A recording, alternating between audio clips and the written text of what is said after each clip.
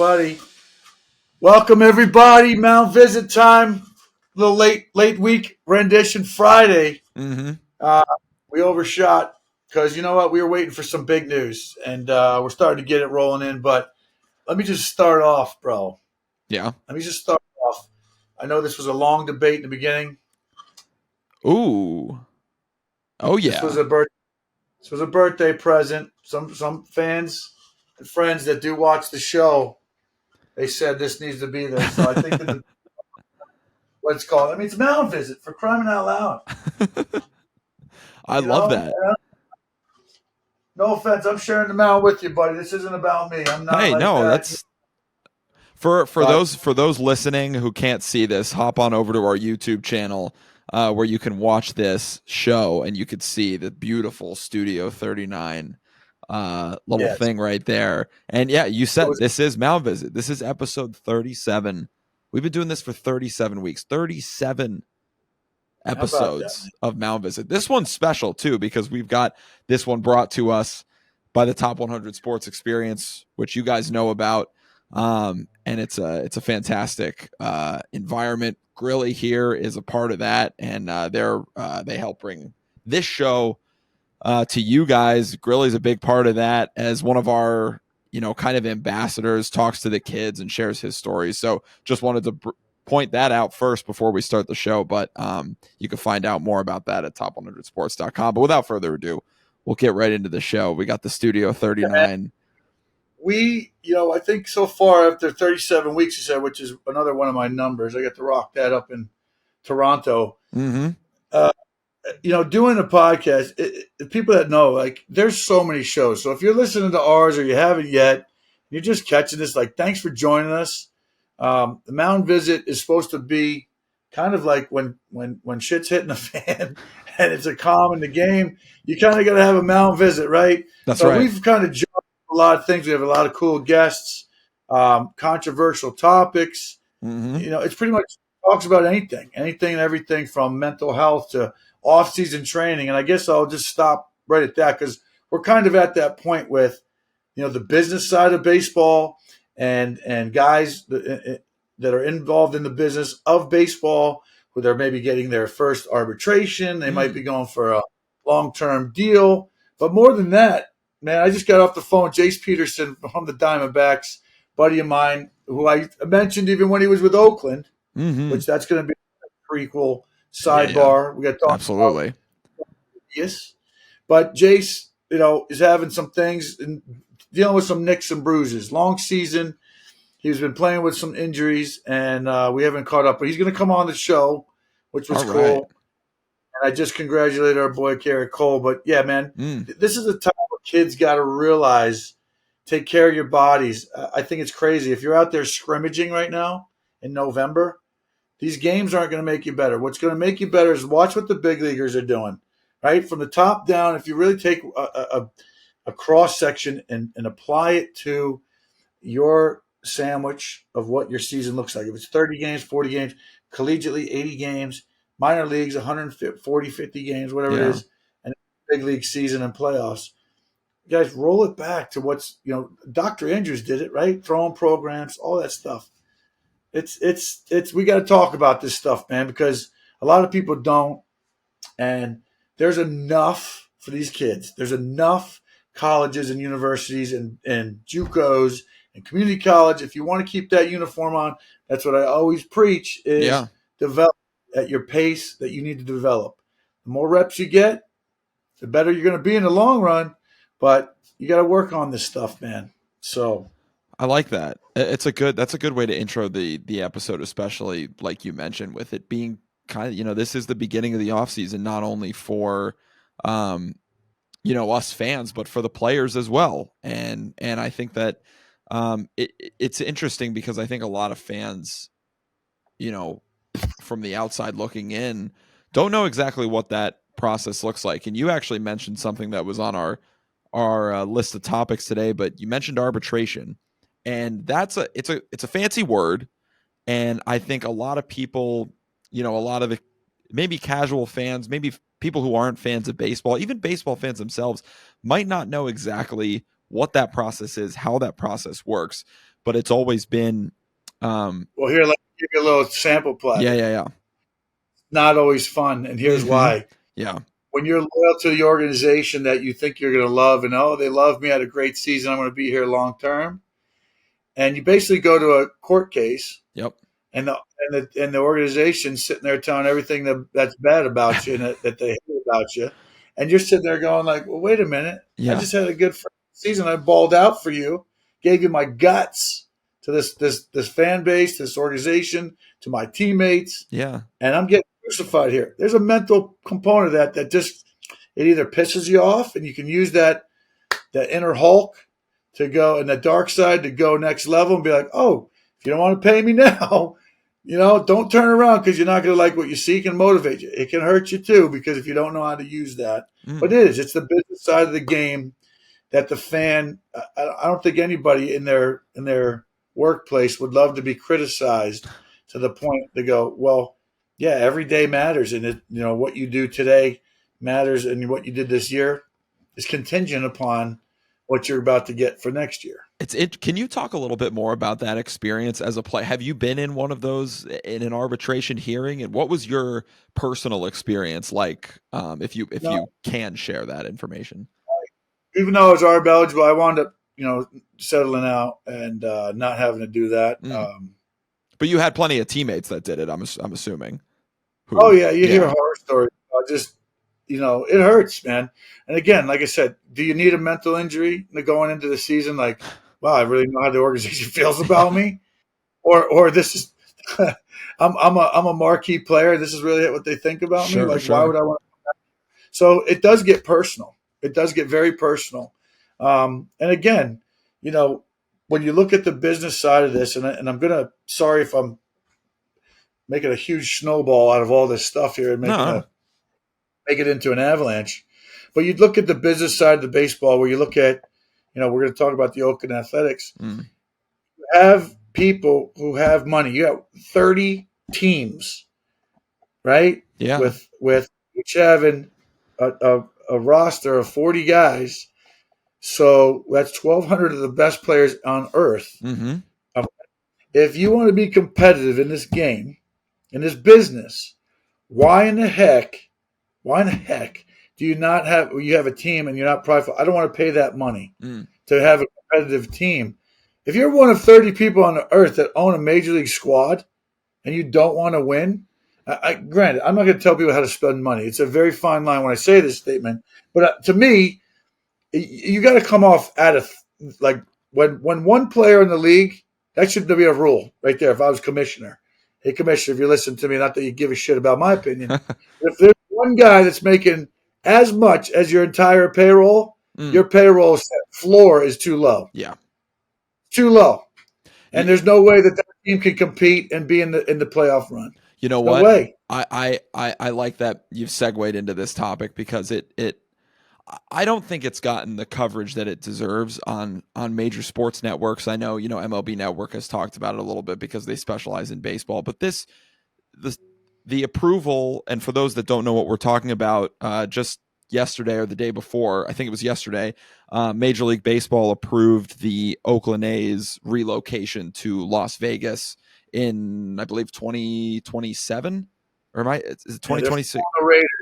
Yeah, they've left. The Coliseum has now all left. So it's going to become a parking lot for. Juan Curry's got a bigger parking space now. You know what really bothers me about this, and I love everything you said because I agree with it 100%. If you being one of the 30 people in the entire world to own a Major League Baseball franchise, that is a privilege.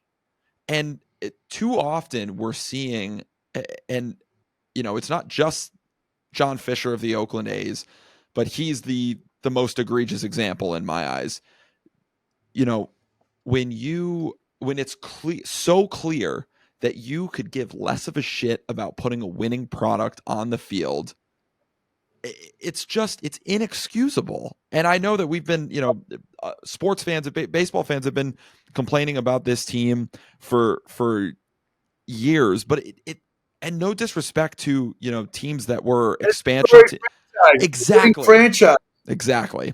But again, it's interesting because this team's got multiple World Series wins. The Oakland A's. I mean, the A's of the '70s are like one of the more iconic teams in baseball history.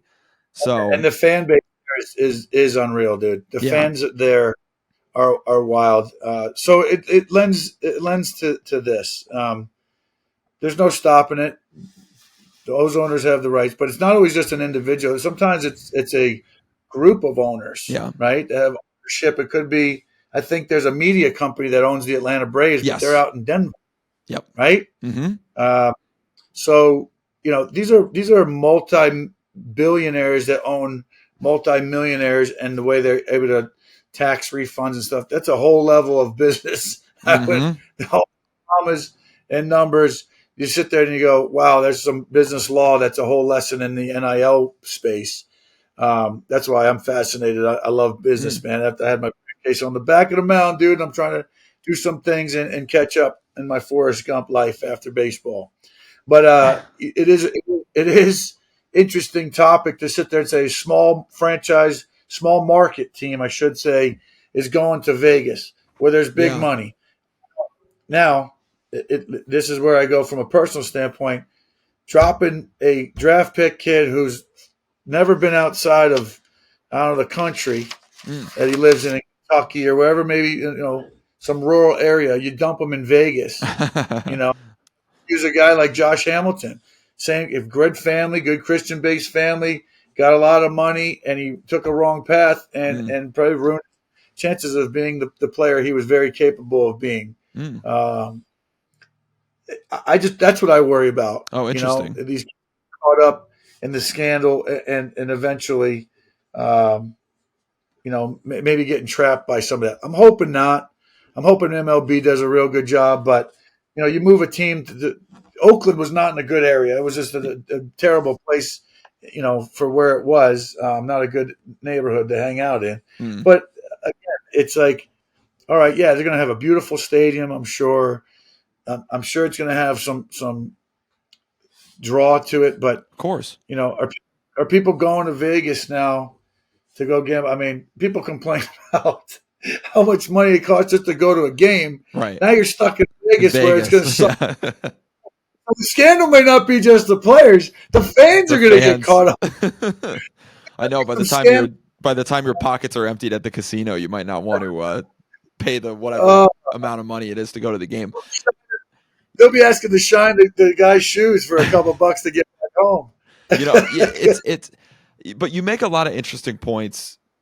When you talk about the overall decision to relocate the team, and I think like if you can't see what John Fisher was trying to do in intentionally not putting capital into putting a good baseball team on the field, which should be the main priority for an owner, putting at least a competitive team. This team was one of the worst teams in the history of the league, and it's not even a question. But it's so obvious that in him doing that, he was trying to tank the team so that ownership would approve him not wanting to, or him wanting to move the team to Vegas. And I think it's disgusting that he's being rewarded for that kind of negligence and that kind of behavior in intentionally placing a product on the field that's hardly even AAA worthy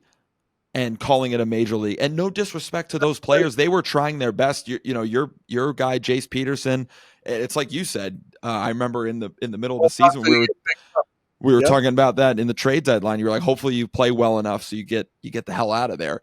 And man, I told him, I said, dude, ball out, you get picked up, go get a playoff run. Yeah. Little did I know he was in the second place ring, pretty sick.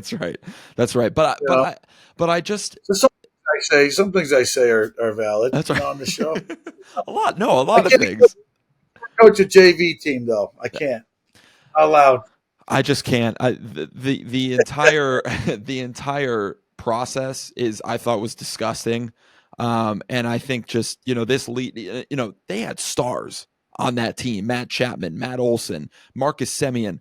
And, these guys come up and I can't even imagine what it's like to be an Oakland A's fan, to see these guys come up through your organization and then know that right before they hit free agency or a year before they hit free agency, they're not going to be on your team any longer because the ownership refuses to pay them. Say that about here in Pittsburgh too, right? Yep. That's a big argument. In a fan spot, getting my kids some new, black and gold gear for Christmas under the tree. And the store owner was like, dude, what do you think? I go, everybody's so hopeful around here. It's false hope. I said, because we're feeding. Our Cy Young Award winner in the American League this year was a homegrown Pittsburgh Pirate. Yeah. Yep. Okay. So when you sit there and go, what the chances of, if you get the answers to the test and you get first round draft choices year in and year out, moreover than not, a good handful or more of those draft picks are going to be something. They're going to be superstars for someone. That's why they were picked where they were. Now, there's some busts along the way, sure, for injuries and whatever else happens. They weren't as good as and projected as they could. They couldn't handle it, whatever the case may be. Sure. Those guys are there for a reason, right? And so it's like you hang on to it, or I hate when people say, "Well, the budget." When I went for my my long-term deal, when I was a free agent and I wanted to come here to Pittsburgh, they ripped open in the suite one of those 3 packs of yellow notebook paper, right?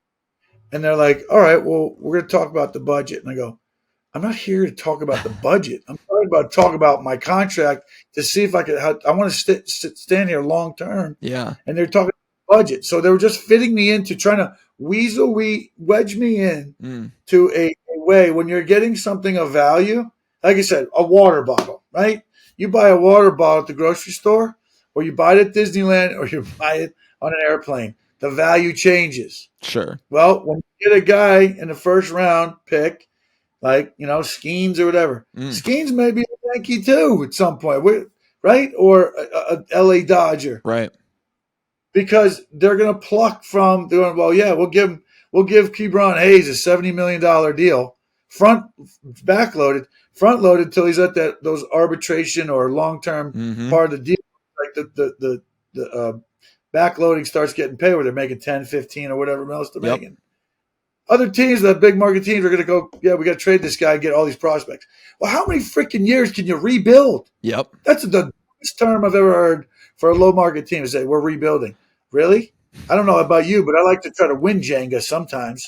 You know what? You make a great point, and I think, not to go sour here for a second, but I almost think it's, we'd be remiss to not mention the passing of Peter Seidler, the Padres owner, a couple days ago. And I think the reason I want to bring that up, and obviously our thoughts and prayers are with his family, and because it was unexpected and quite sad. But the reason I bring that up is because this passing is more it's unfortunate, not only for his family and everything, all of that sort of thing, but he was truly a phenomenal owner.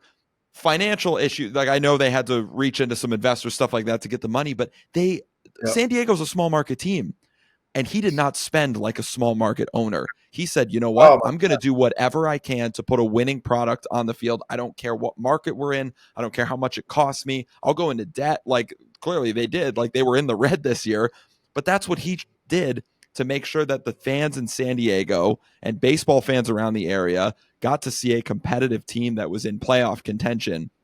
And I think, it's really sad that we lost an owner like that, because there truly are not enough of those. There aren't enough owners who don't view their baseball team as just a piece of their billionaire portfolio. And that shouldn't be what that is. What's your dream sports car? My dream sport? Oh, that's a good question. Yeah, whatever. Some sort of like a Lamborghini, Aventador, something like that. Put sugar in it? Sugar in that car? The gas tank? No. You're going to put premium freaking gas in the tank. Right. That's right. So if you value a big league jersey, like I said, even as a businessman, an owner, a lot of these owners never got to be, right? That's why I said, what is big league baseball like? I go, well, watch The Wizard of Oz and smash it with Revenge of the Nerds. I said, and I mean that respectfully, because I go, some businessmen really have an understanding, right? Yeah, And yeah. now they're getting look at who won the World Series. The GM was a player, Chris Young. Yeah, yeah, yeah. and he's Ivy League smart guy. There Mm-hmm. are smart men and players in baseball. Yep. They're more than just a player. Just because you wear a jersey doesn't make you a Sure, dumb dumb. sure. And these players now, when they're making this kind of money, are becoming more business-like. And I've always said that the game has to have more players in the front office. I like that. Because to me, it's why is the lens so like to make this game better, or to make anything better, don't you want to get a collaborative effort? I know that sounds so No, idealistic, sure. but to me, it's like the players know it's almost like that show Undercover Boss, right? Yeah, I saw yeah, an episode yeah. with Deion Sanders. I love that guy. I'm such a big fan. The more I see him, what he's done. He was on that show. There was an episode with Deion, and I almost feel like I wish that these owners or these front office guys could see or go through to really understand, because we can sit there and say we sympathize with this and we sympathize with that. Right. But to empathize with it and to really get a good grasp and understand it, right? Or what's a rehab for a Tommy John? You don't know until you've been through it. You Sure, can appreciate it, like, oh, he worked hard. No, but when like I would love to watch what DeGrom's going through. And when he's out there balling in year and a half, 2 years again, going like what that guy went through, yeah, he's getting a World Series ring. But don't you think that's not the one he wants? Of course. That's not the one he wants. Absolutely. He earned it. He earned it because he's there. He's a Texas Ranger. But the one that DeGrom wants is the one that he's going to go work for. Yeah, yeah. It's going to mean more to him, right? If I gave you that Lamborghini, it's not going to mean as much as if you bought that Lamborghini with your hard-earned money, right? So to me, it's like flip the script, going back to these business owners, these owners of these teams. Or did you inherit the team, or did you buy the team? Are you willing to win, and do you want a hood ornament? Do you want to be celebrated like egotistically, or whatever the case may be? Your whole reason of why I own the team. If you want money, you can sell or any organization. Some 100%. billionaire will come get it. And if they want to make more money, the way you make more money in any business is by putting it back into the business and growing it.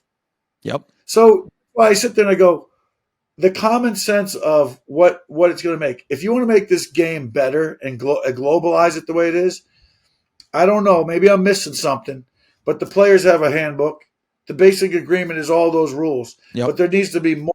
And I think that fight has to be more focused on that when these collective bargaining deals come up. Because, again, it's not what the players want. The players want competitive balance. Yep. If I got drafted by a team and to stay there like the players of yesteryear, some guys played only in a Yankee uniform. They only played in the Oakland uniform their whole entire career. Maybe towards the end they got a cup of coffee or a year or two to squeak out to be a big leaguer. But most of the time when these guys are retiring, you know what team they're going to retire and put their Han Solo plaque, the team in the Hall of Fame with, because they knew. Now look at me. I'm just another stupid example, but I'm not a Hall of Famer. But I got 12 different jerseys, man. Yep. I'm pretty colorful when it comes to what teams I represented.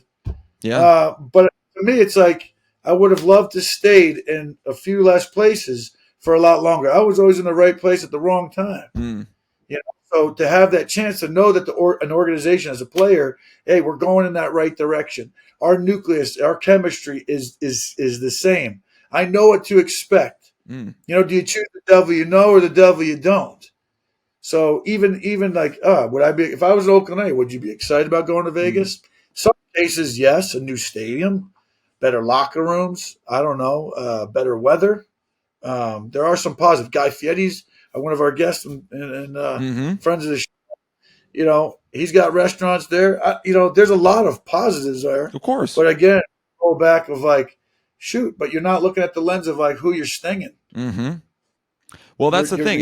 If this game is this game is, it's about the fans, and that's the part of it that I know you can talk about all of the everything from a player's perspective, and I think that's what part of what makes this interesting, the dynamic that we have, because, I could ask you questions from a fan's perspective. You give me answers from a player's perspective.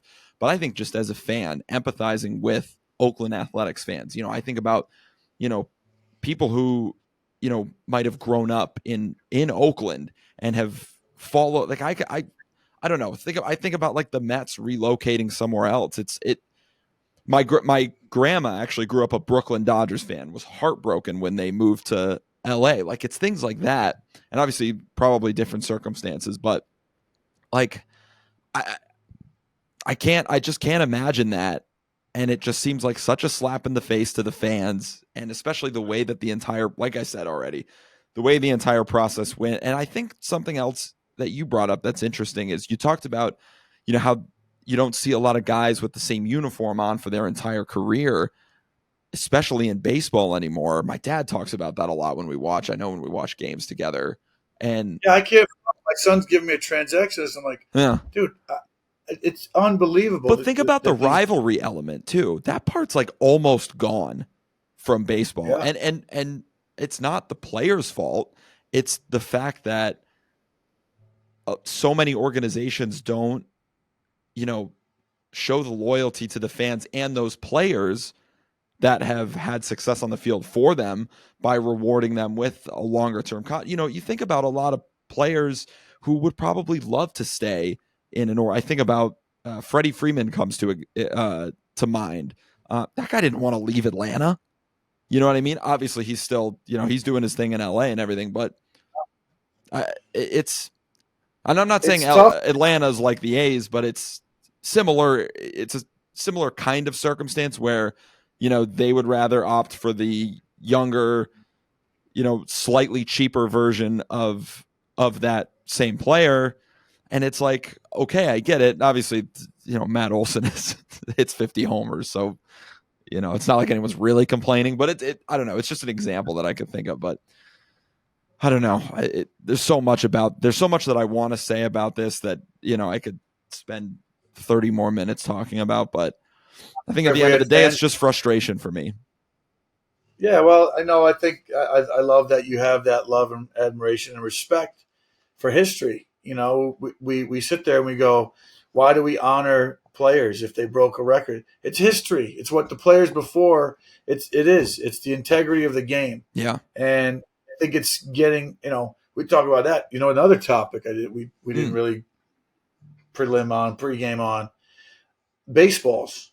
Those baseballs being manipulated. Mm-hmm. The company is owned by Major League Baseball. Yeah. So for home run derbies, for certain games and matchups, they want to sit there and go, "Oh, we want to see more home runs. We need more action. No one's going to watch this." For certain playoff games or World Series, dude, they're manipulating the baseballs. Mm-hmm. Again, of the game, it's gone, man. It's all become more of a business and a show. And no disrespect, because the players are playing with the elements that they are given, the tools that they are given. It's not the player's fault. MLB and these people who are constructing, the yellow brick road that you got to follow is like, well, yeah, I'm not going to quit wanting to be a big leaguer because that's what I set out to be. Sure. And I got to play by these rules of things that I've got to adapt. And when you're a younger player, you don't really have a voice in it because you're still trying to go, well, shoot, I'm just trying to stay here as long as possible. Right. And then when you're an older player, you're trying to make it better for the younger guys. But it seems like that's, they're defragmenting the union and what you're able to fight with, the basic agreement, and what the owners are allowed to get away with. And the commissioner, man, I don't know. I all I hear is booze every time they introduce that. It's frustrating. I agree with what you're saying to an extent, absolutely. And I think too, I think the talent in the game is just as good as it's ever been, if not better, in some instances. And I think like talented, man. We've been taught exactly, but we've been talking about this for years. I feel like, how can Major League Baseball, because how can we grow this game? Because we all, as fans, I'm sure as a former player, we all want to see the game grow. But there's a difference between growing the game and wholesale changes to the game, I think. And I'm not saying that baseball shouldn't change. or there are certain things that shouldn't change. I'm always open to, like I know we butt heads occasionally about the new rules, but I think in a lot of senses there were new rules that were brought in this year that did help. The pace of play was nice. There were certain things like that. Obviously the pizza bag bases were a whole thing, and they still are. But we got to see a little more excitement and a bit of a different brand of baseball than we were used to over the past couple of years. So in a sense, that part was nice. But then there's certain. As a, I want to hurry up my career. Yeah, and right. So, pace of play, get it. Things of that nature. The only base they didn't make bigger, right here. They didn't make this base. Painting the corners, baby. That's right. But yeah, again, I think everybody, there's fear of change. There's things that are great about the game, and leave it alone. It's working. It's fine. Don't fix it. But I think the big topic with a team that's moving, expansion stuff, because I look at, like, even going back to this World Series, this playoff structure. Yeah. Too much time off. The three of the four best teams in baseball, best records in baseball. Yeah, went down in the first round. Yep. Too much time off. That's so unfair. Unfair advantage. Having time off is not a fair advantage. Okay. Yeah. It's not an advantage. Let me rephrase that. Sure. Having much time off is not an advantage to a good team. You fall out of sync. You fall out of rhythm. I've said it like a broken record. Yeah, of course. You have too much time off. You feel rusty. It takes you a while. There's a rhythm and a timing all in this game. No matter if you're on defense, if you're on offense, you're at the plate, you're trying to make a pitch with 40,000 people screaming in your ear, and the game's on the line. Yeah. And your job's on the line. So the intensity, like I said, moreover than even the skill set of the pace of play, the fast guys having to have the field a ball hit at 105, 110, 150 miles an hour. Because the balls are harder, the bats are harder, the players are bigger, faster, stronger. That's going to be athletes on a whole. Yeah, athletes get better. Why? The intense training. I got my son intensely training at 15 what I was doing at 23, 24 with Randy Hadley, my trainer who was on the show. He's doing it at 15. So if you want to be better, you got to do things differently. You got to try to catch what you're trying to chase that rabbit that's out ahead of you as a player. And then when you got all these other variables and factors that you can't control, you just kind of like keep your mouth shut, head down, and you go, I want to keep that jersey on. And I think the owners kind of look at it like, well, they're going to do whatever we want them to do until they have another agreement. So again, I'm a former player. It's about the players now. They don't give a shit about us when we're done.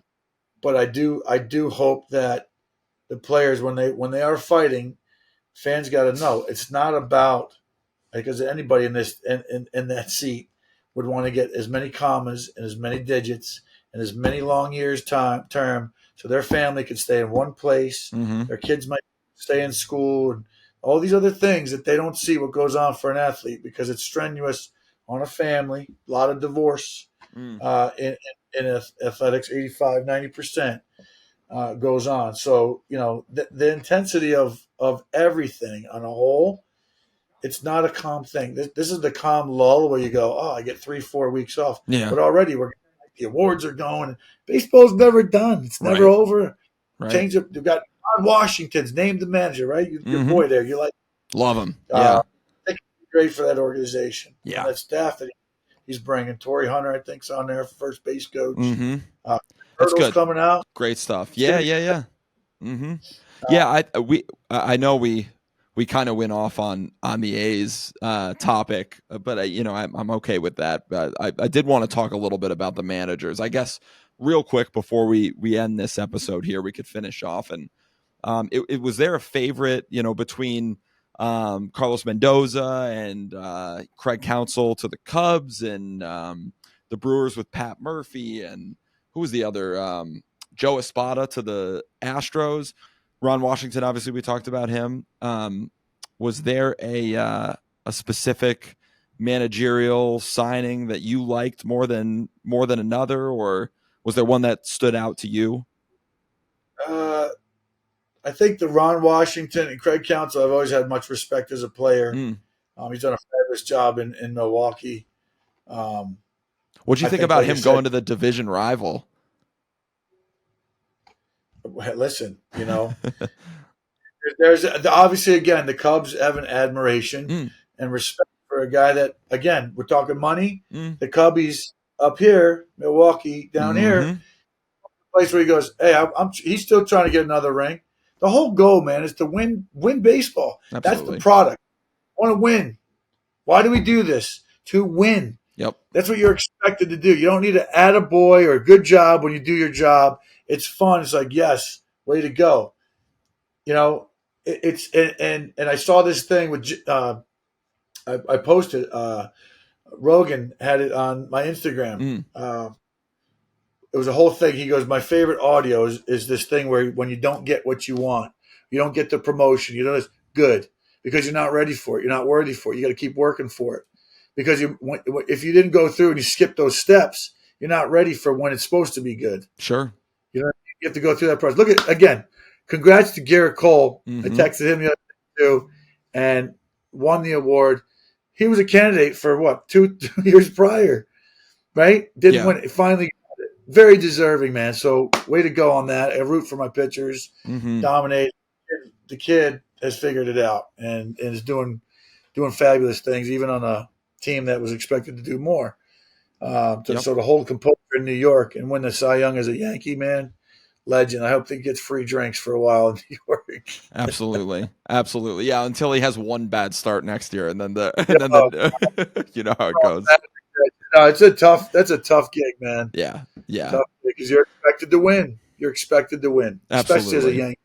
Yeah, absolutely. Well, we'll talk more about those award winners. Obviously, our boy Ohtani won unanimous MVP.